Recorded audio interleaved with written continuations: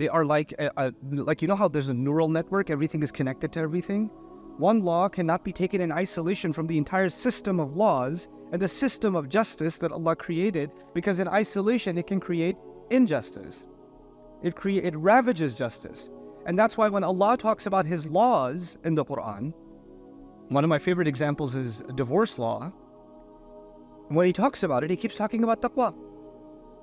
The ayat should be legal. The conversation should be, do this, don't do this, do this. And every time at the end of the ayat, وَاتَّقُوا اللَّهَ وَاعْلَمُوا أَنَّ اللَّهَ يَعْلَمُ مَا فِي أَنفُسِكُمْ فَاحْذَرُوهُ. You better know Allah knows what you're up to.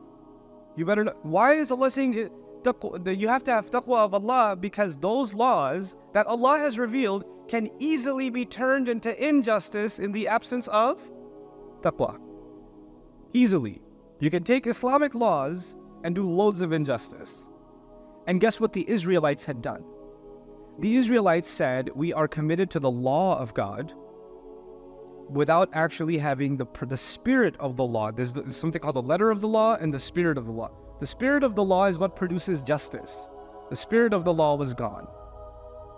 Allah revealed in His revelation not just laws, but also the scale. So this is the al-farq bayn al-kitab wal-mizan. This is an important distinction. That al-farq, after all of that, He mentioned iron. And iron was a reference to warfare. And we talked about that yesterday a little bit. But we need to understand the connection. The first time I mentioned to you warfare or prophetic wars were revealed as a commandment. Believers commanded to fight. Was which messenger? Do you remember? Good. Musa alayhi salam. We have to understand why. Why wasn't Nuh told to fight?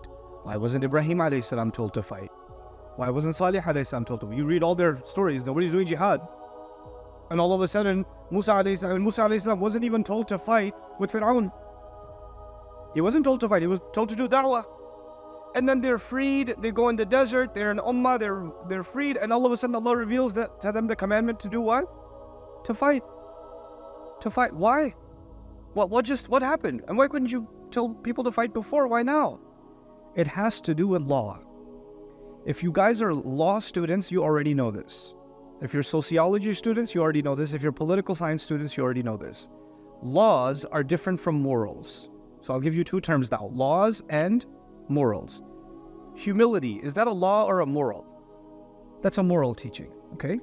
Modesty, is that a law or a moral teaching? That's a moral teaching. Stopping at a red light